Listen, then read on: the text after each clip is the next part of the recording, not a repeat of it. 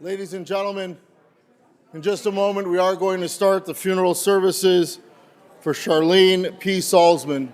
We want everyone to have an opportunity to see the family. For those of you who are joining us online, we welcome you. For those of you who are here, please take a moment to be sure that your cell phones have been set to the off mode. And at this time, we ask everyone to refrain from any conversation.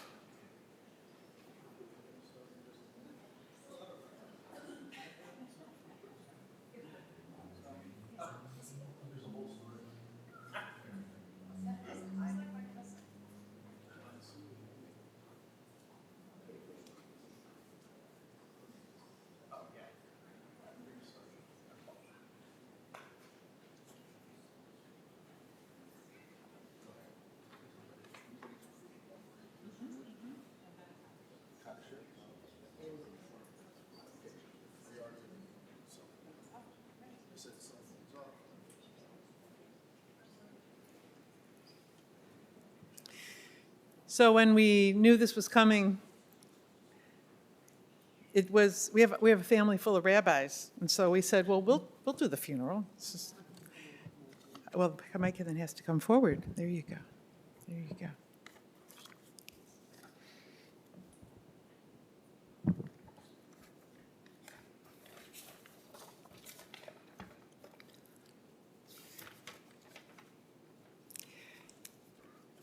So when my mom would come to visit us at Happy Valley Farm in Vermont, she liked to look out over the pasture to the mountains beyond. And she told me that if she ever needed a place to feel at ease and in comfort, she would picture herself sitting on that deck on the north side of our house, looking out to the mountains. And so it is beyond wonderful that all Jewish funerals begin with Psalm 121, I lift my eyes up to the mountains.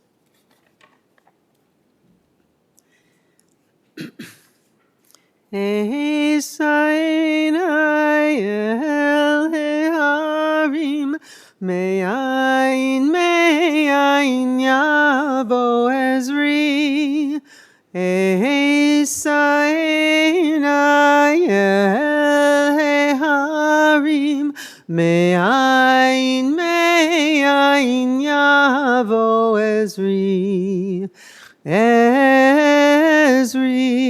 me'im Adonai, Oseh Shamayim va'aretz, Ezri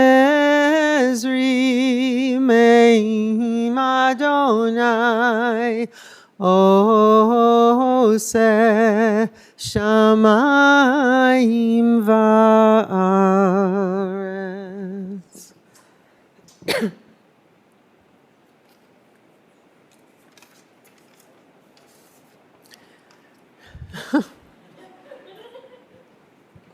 Impeccable timing.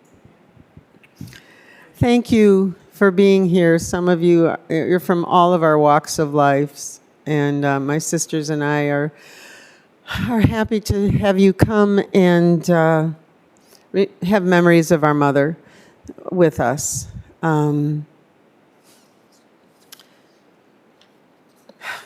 Years ago, in discussing women's funerals that my mother had attended over time, she mentioned that she had been hearing too many eulogies that started with a woman of valor. Her worth is far above rubies. These were women she thought didn't exactly live up to those particular words. And she told me, literally, she told me that if we started her funeral with those words, she would get up and walk out.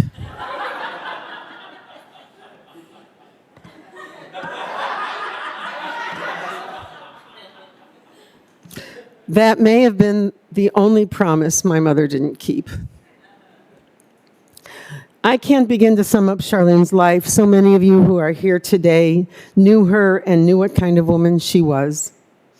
She actually was valorous, a woman of valor. She was smart, brave, loving, wise, funny, with a most beautiful soul. What she wasn't was patient. And that became more and more apparent as she got older. Driving with her was not a pleasant experience. She was very impatient in the passenger seat. She also was so much more than she thought she was. She was continually surprised at Brookdale, where she was living this last year and a half, that people missed her when she wasn't there. They did miss her. She was continually surprised when people said she was beautiful, and she was. The kitchen table in our house was where Charlene held court, and she listened. Oh, how she listened. It's funny, the grandchildren all remembered the same thing. With my dad, if you had an idea for something, you pretty much had to come to him with a color-coded binder identifying major points and all the contingencies all thought out. It was good training, but that's not what happened at Mom's kitchen table. You could bring her thoughts that weren't fully thought through, and she would just listen. Sometimes she added opinions, but mostly she let us think them through ourselves. When I was about 8, I came home. It was my first year of Hebrew school, and I was very impressionable, and I told her that I wanted to start keeping kosher. She did not turn the kitchen upside down for me. She said she would keep my chicken separate if she was adding dairy, but that was going to be it. And that was a very wise response, because the kosher idea didn't last long. But she gave me the respect of having a desire to try it on, and she accommodated it while keeping her own boundaries. She let me try it out to see how it fit, and it didn't at the time, but that graciousness and offer of compromise has stuck with me my whole life. Let people try things on and see how they fit, and support them when it doesn't, without recrimination and without any "I told you so's." The kitchen itself was not where she held court. I remember Mom saying that when we were growing up, she had a million ways of making one dinner out of a pound of ground beef. We grew up knowing full well that we lived on a budget. Since Dad had decided to go to law school when I was about 3, those were the years when someone was always sick. Dad was gone pretty much full time, and Mom handled it all with what seemed to be aplomb, and I'm sure it wasn't. But that's what she modeled for us. Truth to tell, my mother was not a great cook. Sloppy Joes were one of her go-to recipes. We can all repeat this. It's a pound of meat, a cup of ketchup, and a cup of piccalilli. Frozen, so that by the time everything else melted, that was it. She was the queen of the 7-layered Jell-O, however. Bananas around the side, fruit cocktail on one layer. Anyway. One of the many dinner parties Mom and Dad hosted for the neighbors, she wanted to make Cherry's Jubilee for dessert. I don't know if you guys remember this. She didn't realize that you had to heat up the concoction first before making the alcohol light up.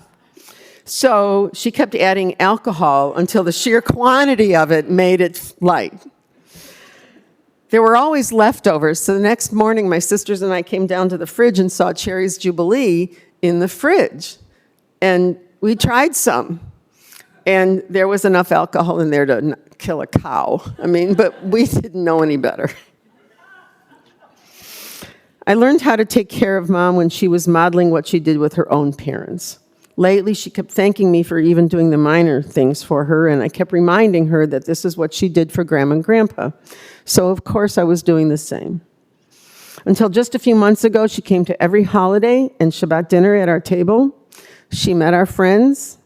She asked them about themselves. She could talk to anyone. She was, as I mentioned earlier, constantly surprised in how much good she had done in the world, how much she showed us to stand up for what we believe, to love deeply and protectively and for all time. She showed us that through how she treated her parents, her all too short marriage to our father, and to every human being she met. She sometimes sold herself short, but it wasn't true, and we knew that. We reminded her of it until she really began to feel it herself. She showed us how to live a Ruby-worthy life. She poured devotion into those she loved.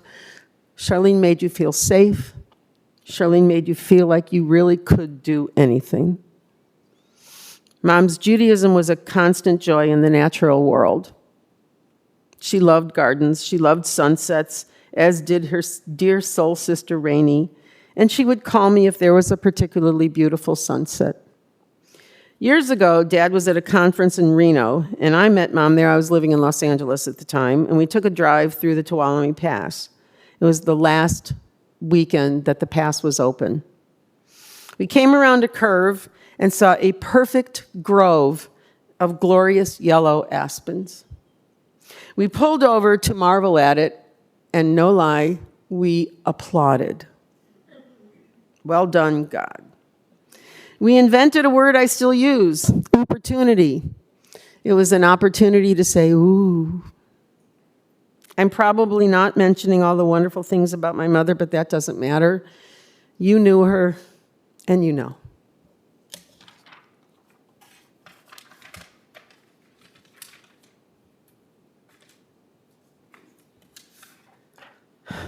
Mourning is the price we pay for having the courage to love others. Even in grief, we know what the wonder of human life is too complex and too magnificent to be memorialized in endless pain. The gifts of spirit that our loved one gave us cannot be measured or weighed, nor can it be lost or even tarnished by time. Even in our darkest hour, we know that some of her light and her warmth will always be with us, bringing comfort and courage, and in the fullness of time, healing and peace.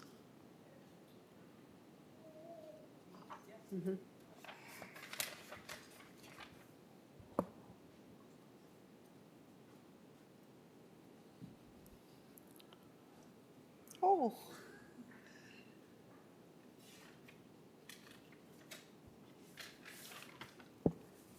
She did love a Midwest thunderstorm. Yes.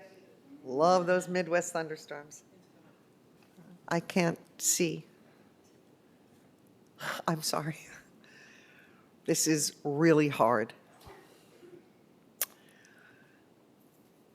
Charlene showed me how to live in a world that can be difficult. When I was no more than 8 or 9 on donation day for the Rose Produce Service Club, Mom put a collecting can in my hand, plonked me on the island in the middle of heavy traffic, taught me to say "for the children" in Spanish for 2 hours before school. She believed one had to learn service early. I clearly remember my first demonstration. I was 9. She believed one had to learn community activism early. Although she always claimed she was shy, she walked the precinct, often with me at her side as my sisters were in school, for her beloved caucus party, who threw out the former bums and crooks and brought clean government to Skokie, and was on the first Fair Housing Commission. And in the late 60s, she worked from home typing address labels for a penny an envelope. So we could go to Hull House Arts and Music Camp, where for 2 weeks we could live with people of all different colors and kinds. And when carloads of filthy hippies came to the house and said, "Beth said we could knock on your door," they got hot showers, hot meals, laundry, and then were sent on their way. In her Kennedy-loving heart, "I may not agree with what you say, but I will defend to the death your right to say it," was as deeply as important as the Pledge of Allegiance to her. So late 60s high school revolutionaries had safe place to plan protests against the war and write pamphlets. Where else but in our basement? I worked the mimeograph. She lived the idea that everyone deserved respect. She held no difference between teenagers who fought with their parents and gay teens whose homes were not safe. All got respite and a few hours of acceptance. Of course, when we fought with our parents. One of her favorite sayings was that manners are the grease of the wheels of the world. You can diffuse nearly any situation with just being polite. When she received love and respect and attention from her beloved grandchildren, she would say to me, "I don't know what I did right. I just listened to them." No advice, no judgment, just listening. Little did she know just how powerful listening is, and just how thirsty we all are at times for that non-judgmental ear. She often mused about her impact in the world and how hard it was for her to be old and unable to get out there. I would remind her each time of how she tripled herself. With me and my sisters, how she cloned this bone-deep commitment to action and compassion. On the outside, she was a typical suburban housewife. On the inside, a woman of radical kindness who opened her ears, her home, and her refrigerator to any and all who entered. As we navigate a world without this amazing woman at our side, let's remember, each time you avoid the easy path of curt words and impatience and instead make the effort to choose compassion and kindness, she's there. Each time you are present and ready and willing to lend a hand, she's with you. Each time you participate and volunteer in your community, each demonstration attended, each letter written, each phone call made, she is with you. Each time you get into good trouble and volunteer, encouraged by the example of others to do the right thing, she is there with you. It's not just her daughters that she infected with such radical kindness. It's all of you. Each one of you has absorbed it, been enriched by it, even wondered at it. So go out there. Be active, purposefully, radically kind. Defend those who disagree with you. Open your doors, open your ears, open your hearts, your pantries. That's how we honor Charlene. That's how we carry on, by holding her inside of us, so to live well in a world without her.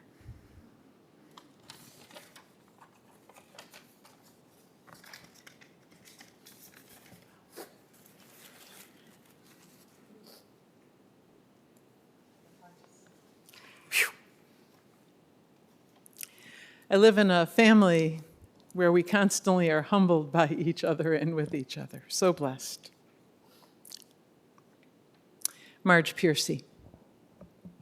Connections are made slowly. Sometimes they grow underground. You cannot always tell by looking at what is happening. More than half the tree is spread out in the soil under your feet. Penetrate quietly as the earthworm that blows no trumpet. Fight persistently as the creeper that brings down the tree.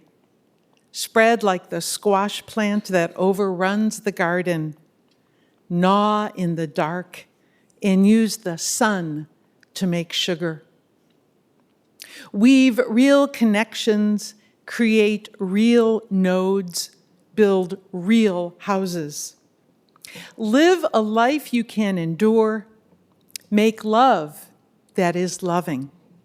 Keep tangling and interweaving and taking more in, a thicket and bramble wilderness to the outside, but to us, interconnected with rabbit runs and burrows and lairs.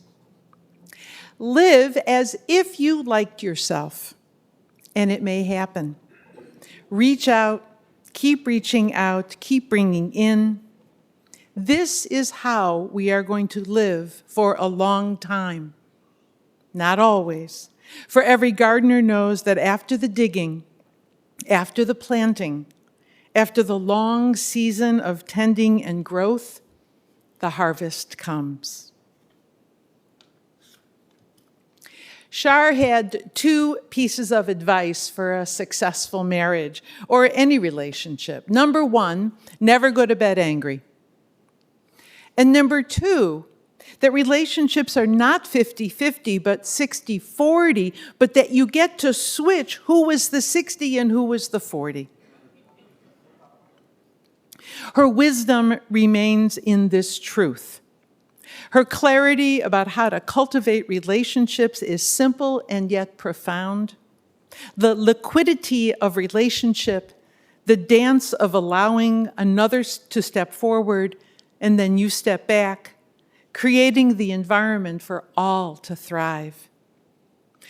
Also, we could all expect Char to tell her truth without apology, without vacillation, and yet always set in a soul that was unequivocally, as my sisters have so beautifully pointed out, committed to kindness, compassion, and the strength to persevere in the face of opposition and challenge.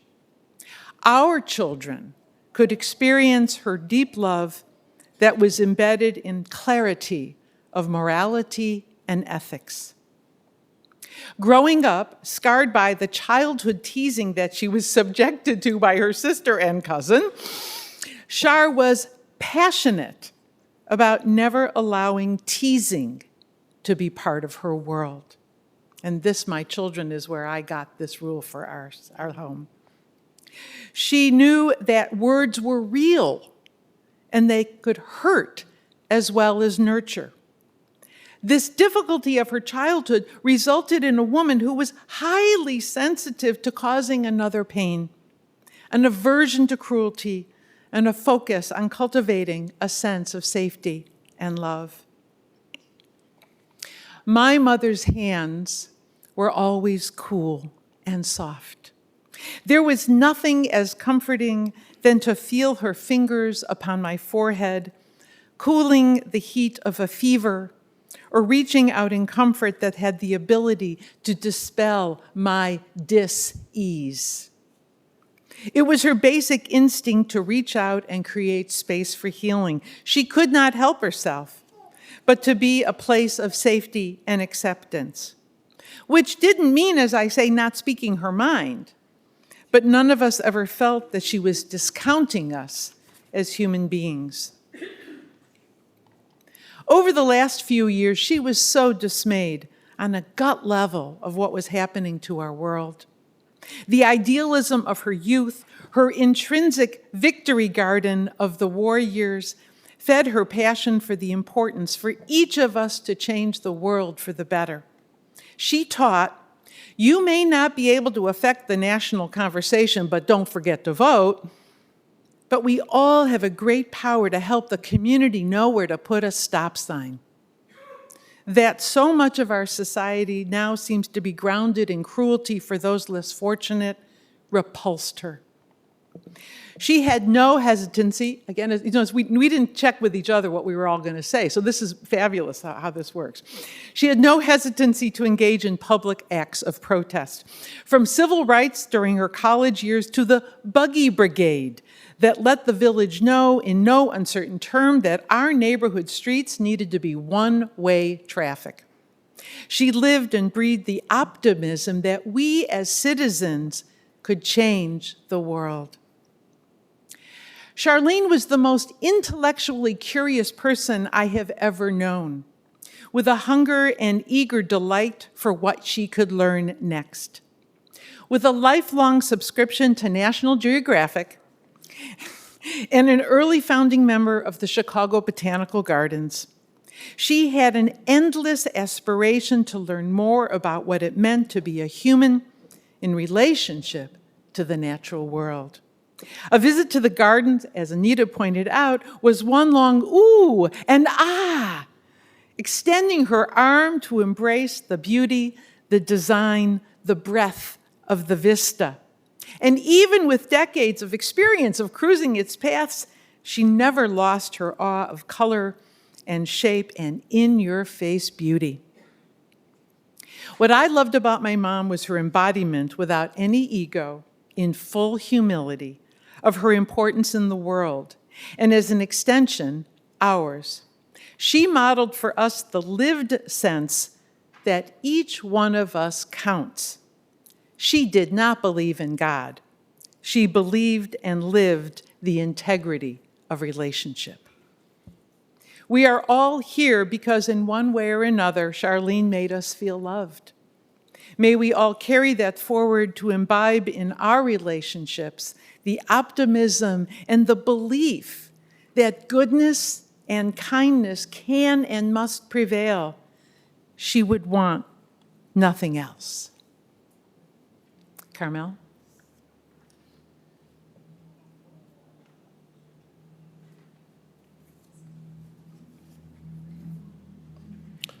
I'm taller than all of you. Can you hear me? Okay. I'm Carmel. I'm one of her grandchildren.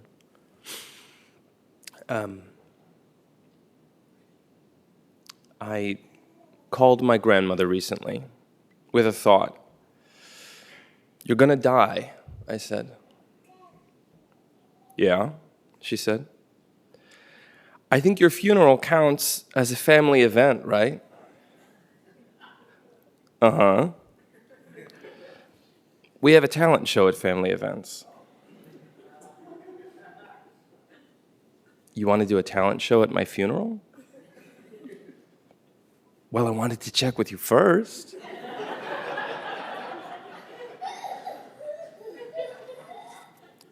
Makes sense to me. Char loved being a grandmother. She loved being our grandmother. She loved us, each one in our own way, for who we are. As kids, she was a source of fun, coziness, and adventure for us. She said yes a lot.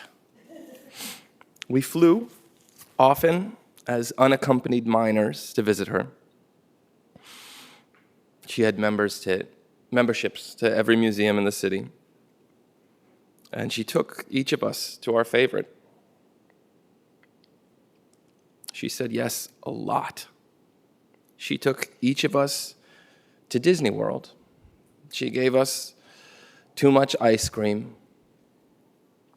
She patiently dealt with the consequences.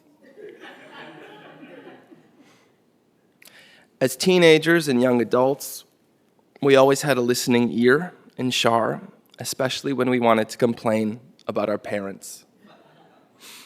"What did my daughter do this time?" she would say. Maybe she was humoring us, but she never, ever betrayed our confidence. Whatever we said, they never knew. She insisted we go to college. We knew she had, which was rare for a person her age, a woman her age, and it inspired us. At each stage of our lives, she was curious and admiring and present. For our first jobs, our first loves. When I decided to propose to my wife, she was the first person I told. And she was delighted for me. We wanted to talk to her because she listened.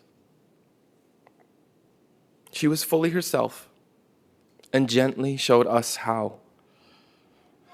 She was our babysitter, tour guide, confidant, drinking buddy, financial backer, roommate. She taught us to love Jeopardy and Star Trek. She taught us to vote. She showed us how to grow old. And she showed us how to face death. You're dying, I said. Yeah, she said. I'm gonna miss you, I said. Yeah, she said. But everybody's gotta go sometime. And I'm ready.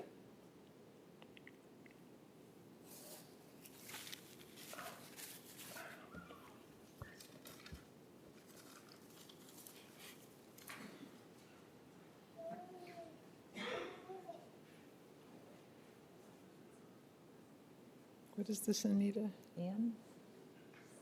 Hold, please. Oh, announcements. Right. Okay, we don't need to do that. Right. Okay.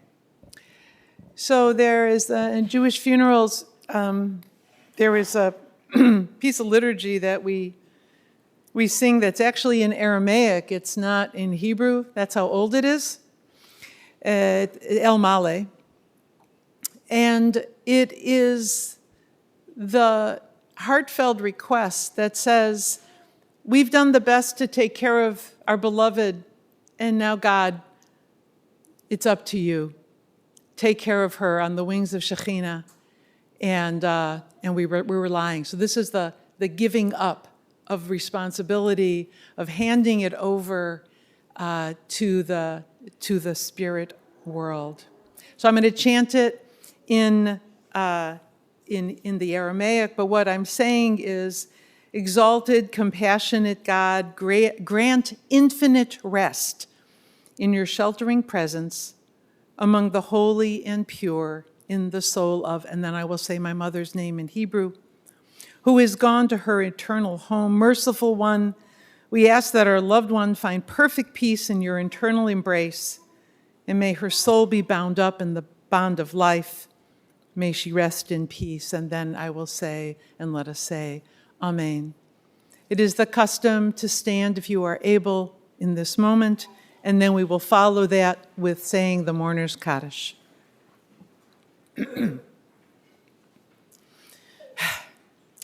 El Malei Rachamim, Shochen B'maromim, Hamitzei Menucha Nechona, Tachat Kanfei Hashchina,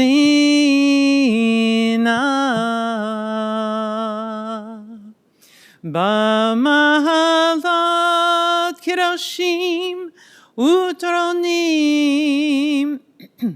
Kizohar Harakia Mazirim,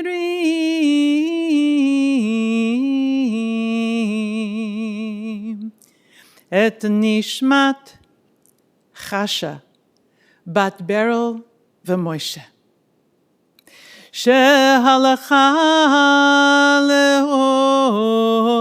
le'olama Began Eden Tehei menuchata,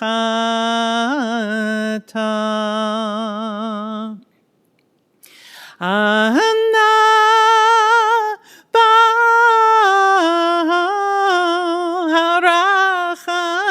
Harachamim Hastireha Beseter Kinafecha Leolamim, Utror Bitror Hachayim et Nishmata, Adonai hu nachalata, V'tanuach b'shalom al mishkava,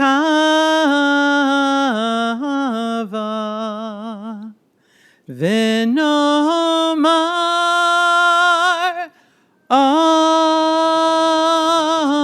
Amen. The Kaddish is on the back of your program.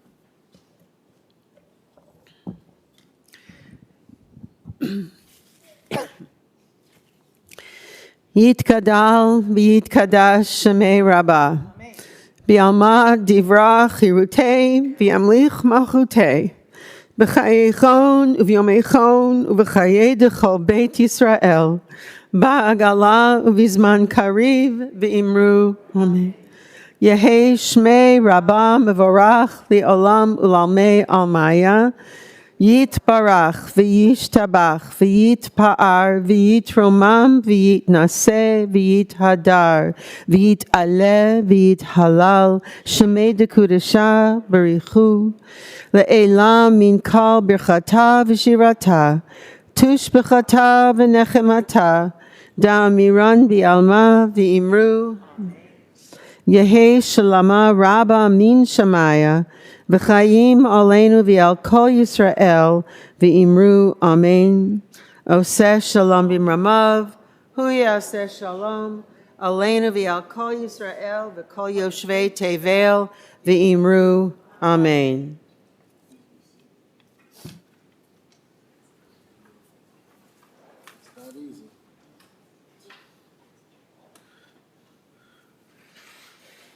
Ladies and gentlemen, the interment service will continue at Shalom Memorial Park Cemetery, located at 1700 West Rand Road in Arlington Heights.